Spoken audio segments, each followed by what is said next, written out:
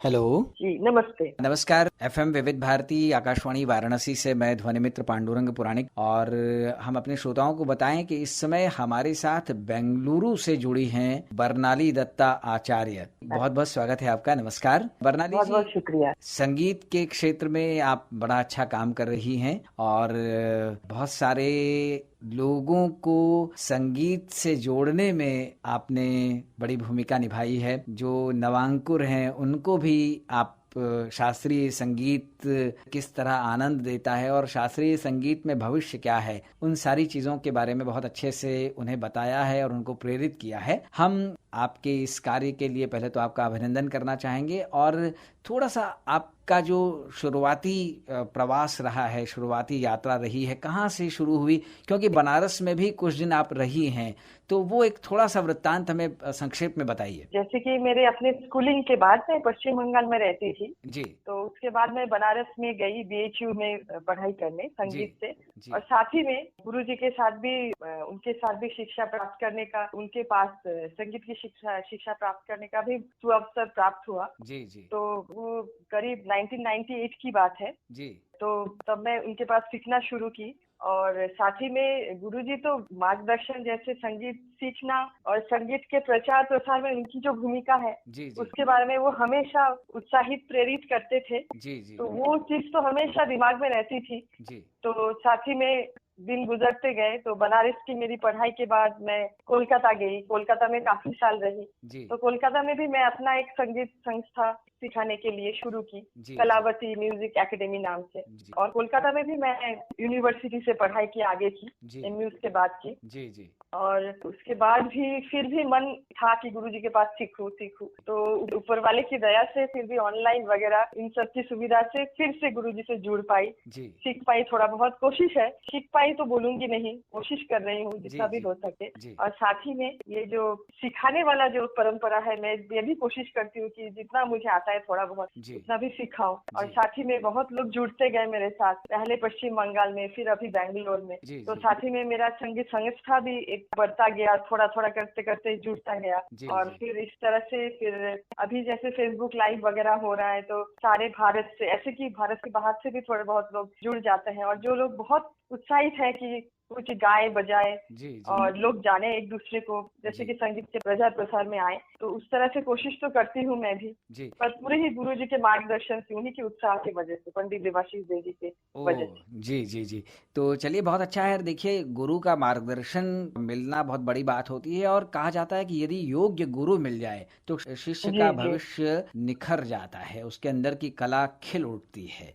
तो ऐसा सुयोग्य गुरु मिलना भी बहुत भाग्य की बात होती जी है, जी, कहा जाता एकदम है। एकदम, और जरूर बिन जरूर। गुरु ज्ञान नहीं, कहा भी गया है ना, तो बिना गुरु के ज्ञान प्राप्ति भी संभव नहीं है। तो जी बहुत अच्छा है कि आप अपने गुरुजी से मार्गदर्शन ले रही हैं। वर्तमान में जो कोरोना काल चल रहा है, ऐसे में बहुत सारी गतिविधियों पर लगाम लग गई है। बंगलुरु में आप किस तरह से आपकी अपनी गतिविधियों को अंजाम दे रही हैं और लॉकडाउन में विशेष रूप से क्या उपलब्धि रही आपकी? जी, ऐसे तो देखा जाए तो इस पेंडेमिक की वजह से बहुत ही बुरी हालत है बाहर की। ऐसे देखा जाए तो मेरे घर के ऑपोजिट में भी बैरिकेड लगा हुआ है। जी जी उस तरह से देखा जाए तो बहुत ही बुरी हालत है। जी पर मैं अपने संगीत माहौल के लिए अगर बोलूं, जी तो बहुत ज्यादा, जैसे कि बच्चे पहले स्कूल जाने आने में जो समय बर्बाद करते थे जी बच्चे, और बड़ों का भी, जैसे वर्क फ्रॉम होने के वजह, टाइम होने की वजह से कुछ समय भी बच रहा है। जी जी तो जैसे कि मेरे बहुत सारे विद्यार्थीगण ऑफिस में जॉब करते हैं, आईटी फर्म में है। जी तो जी। वो लोग संगीत में अभी और थोड़ा ज्यादा समय दे पा रहे हैं। अरे वाह!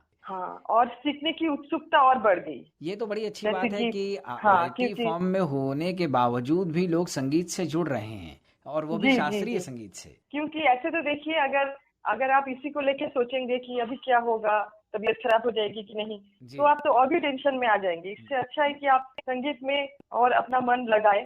तो जो लोग शास्त्रीय संगीत सीखते थे, जी उन लोगों का मैं देख रही हूँ थोड़ा बहुत पहले से ज्यादा अभी इम्प्रूवमेंट हो रहा है। जी क्यों हो रहा है? क्योंकि वो जैसे कि इतने सारे फेसबुक लाइव हो रहे हैं, उनको मन लगा के सुन रहे हैं। जी अगर मन लगा के सुन रहे हैं तो आपके मन के अंदर भी वो इच्छा होगी ना कि आप भी थोड़ा बहुत अच्छा करें। जी तो जी आप थोड़ा घर पे ज्यादा संगीत को लेके सोच विचार कर रहे हैं, जी फिर उसको ज्यादा रियाज कर रहे हैं, फिर जानकारी भी बढ़ रही है। इतने बच्चे सारे परफॉर्म कर रहे हैं जी जी फेसबुक लाइव में, जी जी उनका भी मन कर रहा है कि मैं ये बंदिश सीखूं, वो राग सीखूं। इस तरह तरह से जो एक संगीत के प्रति लगाव और उसको अच्छा करने की कोशिश जो वो मुझे अभी दिख रहा है कि ये लास्ट 3-4 महीने से थोड़ा बढ़ गया है। और हालांकि जैसे हमारे घर पे आके या हमारे संस्था पे आके सीखने वाली बात कभी है नहीं, आपको तो पता ही होगा, सब कुछ ऑनलाइन ही है। बिल्कुल बिल्कुल। फिर भी लोगों का जो मन है पहले से थोड़ा ज्यादा अभी संगीत के प्रति लगाव, झुकाव और अच्छा जो उन्नति करने की कोशिश थी वो पहले से थोड़ा बहुत भी हो तो बढ़ गया है, मैं बोलूंगी। चलिए, बहुत अच्छा है। और हमें लगता है कि ये जो झुकाव है वो कहीं ना कहीं एक आत्मिक शांति भी प्रदान कर रहा है और उन्नति के शिखर को छूने में सहायक बनेगा। ये आईटी सेक्टर भी ऐसा होता है और अभी वर्तमान में तो ऐसी स्थिति है कि चारों ओर बहुत तनाव है लोगों को, उसमें एक संगीत ऐसी दवा है कि हम उसके जरिए बहुत सुकून हासिल कर सकते हैं। बरनाली जी, आप एक गृहिणी हैं और गृहिणी होने के नाते शास्त्रीय संगीत से कितनी गृहिणियों को आप जोड़ पाई हैं?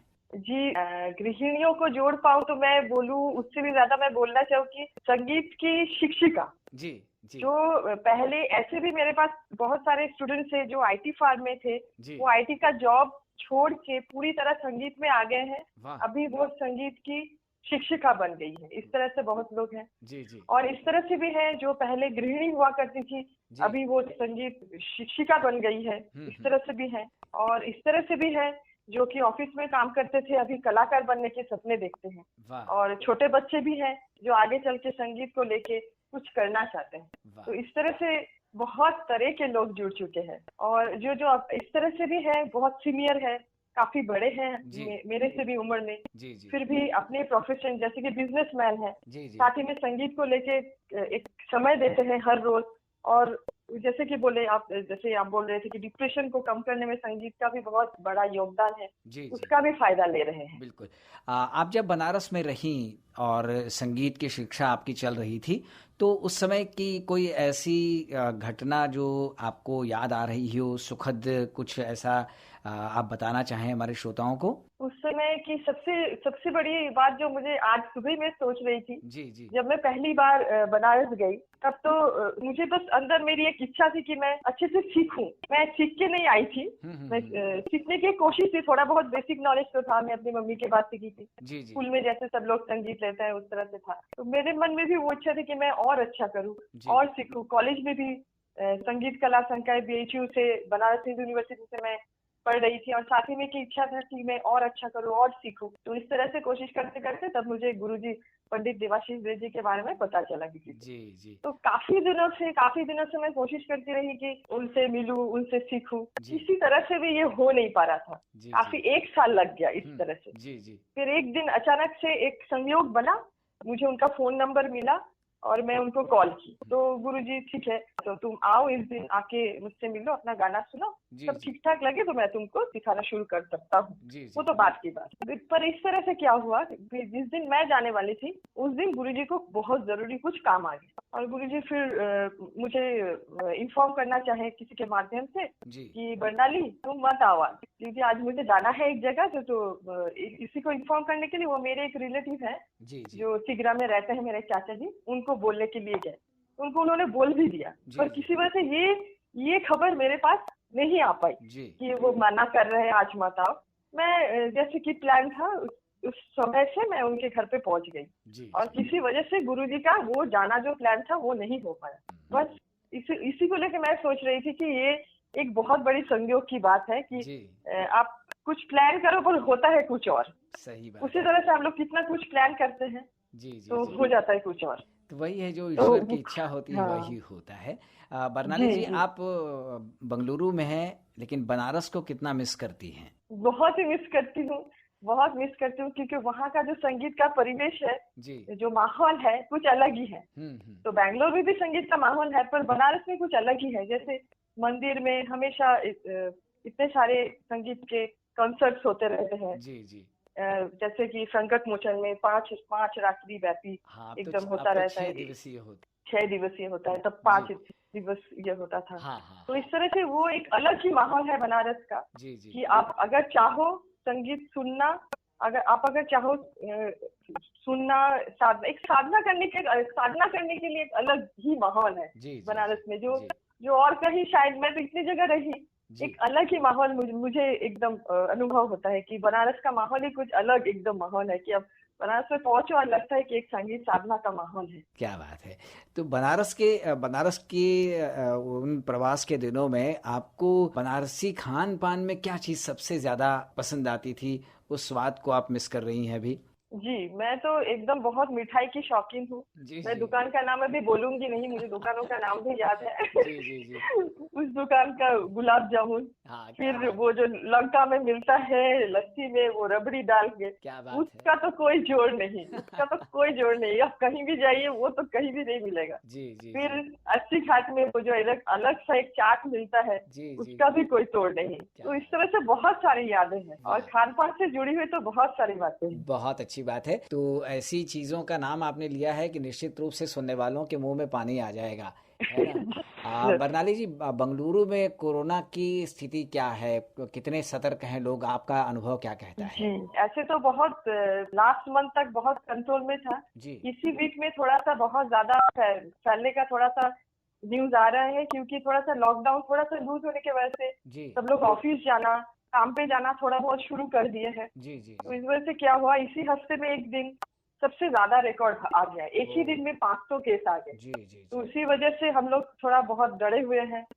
और जैसे कि मैं जिस बिल्डिंग में रहती हूँ अपार्टमेंट के, उसी के ऑपोजिट कॉम्प्लेक्स में एकदम बैरिकेड लगा हुआ है।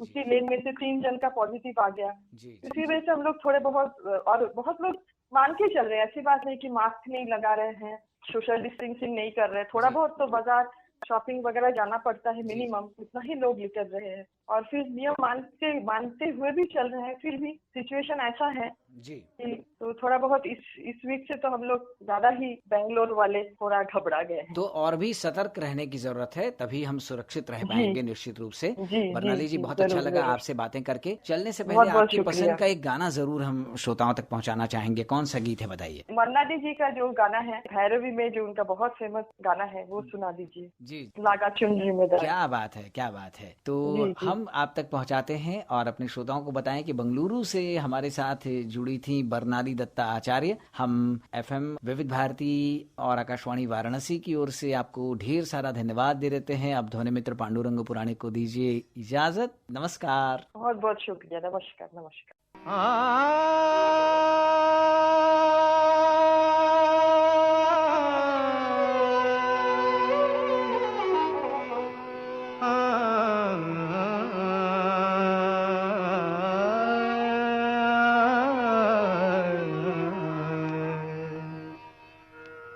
लागा चुनरी में दाग छुपाऊं कैसे, लागा चुनरी में दाग, चुनरी में दाग छुपाऊं कैसे, घर जाऊं कैसे, लागा चुनरी में दाग छुपाऊं कैसे, लागा चुनरी में दाग।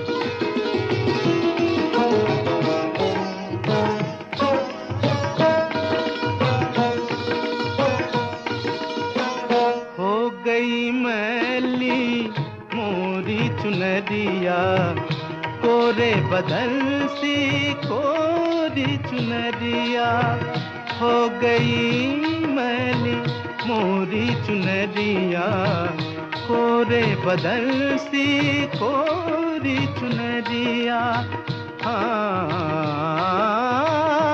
जाके बाबुल से नजरें मिलाऊं कैसे, घर जाऊं कैसे, लागा चुनरी में दाग छुपाऊं कैसे, लागा चुनरी में दाग छुपाऊं कैसे, लागा चुनरी में दाग।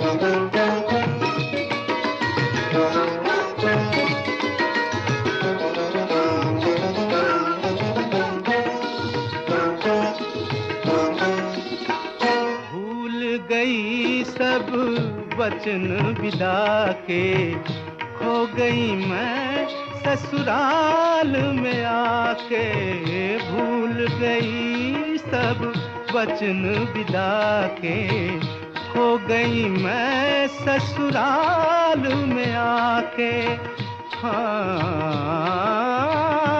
जाके बाबुल से नजरे मिलाऊं, कैसे घर जाऊं, कैसे लागा चुनरी में दाग। कोरी चुनरिया आत्मा मोरी, मैल है माया जाल। कोरी चुनरिया आत्मा मोरी, मैल है माया जाल। वो दुनिया मोरे बाबुल का घर, ये दुनिया ससुराल। हाँ जाके बाबुल से नजरे मिलाऊं, कैसे घर जाऊं, कैसे लागा चुनरी में दाग छुपाऊं, कैसे लागा चुनरी में दाग छुपाऊं, कैसे लागा चुनरी में दाग। लागा चुनरी में दाग छुपाऊं, कैसे लागा चुनरी में दाग। चुनरी में दाग छुपाऊं, कैसे घर जाऊं, कैसे लागा चुनरी में दाग। कोरी चुनरिया आत्मा मोरी, मैल है माया जाल। कोरी चुनरिया आत्मा मोरी, मैल है माया जाल। वो दुनिया मोरे बाबुल का घर, ये दुनिया ससुराल। हाँ जाके बाबुल से नजरे मिलाऊं, कैसे घर जाऊं, कैसे लागा चुनरी में दाग छुपाऊं, कैसे लागा चुनरी में दाग।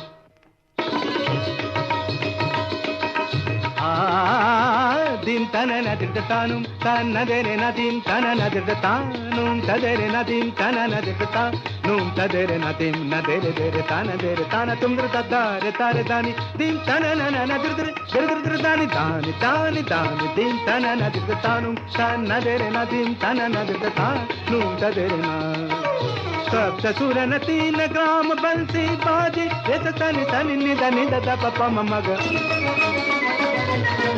मध ग म म ग रे सा धाद कृत चरण धरन धरत पाग परत नहीं परन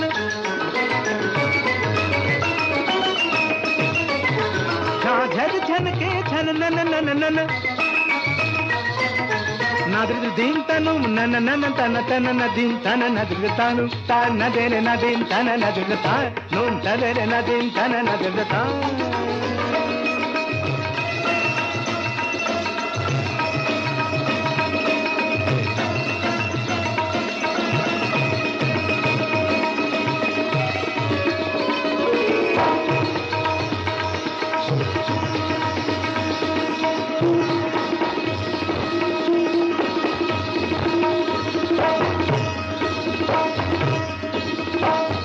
तुम dim tanana dim tanana dim tanana tum tanana tum tanana tum tanana